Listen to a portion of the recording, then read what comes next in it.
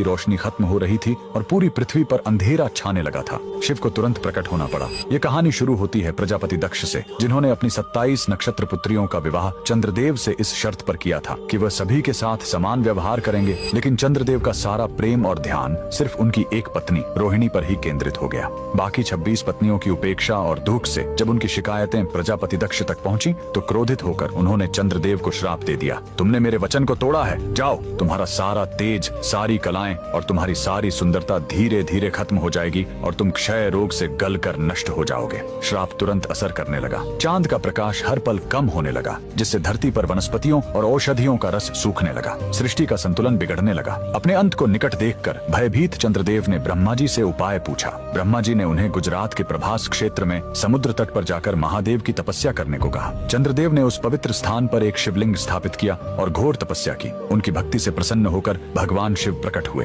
उन्होंने कहा, मैं दक्ष के श्राप को पूरी तरह खत्म तो नहीं कर सकता, लेकिन उसका प्रभाव कम कर सकता हूँ। शिव ने वरदान दिया, तुम कृष्ण पक्ष में 15 दिन क्षीण होगे, लेकिन शुक्ल पक्ष में 15 दिन फिर से पूर्ण हो जाओगे। उन्होंने चंद्र को अपने मस्तक पर धारण कर लिया और चंद्रशेखर कहलाए। और जिस ज्योतिर्लिंग की चंद्र ने पूजा की थी वो सोमनाथ, सोम यानी चंद्र के नाथ के नाम से प्रसिद्ध हुआ। और यही सोमनाथ मंदिर भारत का पहला ज्योतिर्लिंग आज भी गुजरात के वेरावल में उसी समुद्र तट पर शान से खड़ा है, जहाँ चंद्रदेव ने श्राप से मुक्ति पाई थी। लेकिन रुकिए, इस मंदिर का एक और रहस्य है। यहाँ मौजूद बाण स्तंभ यह बताता है कि यहाँ से लेकर दक्षिणी ध्रुव तक समुद्र के रास्ते में कोई जमीन नहीं है। भगवान शिव के भक्त कमेंट में हर हर महादेव जरूर लिखें।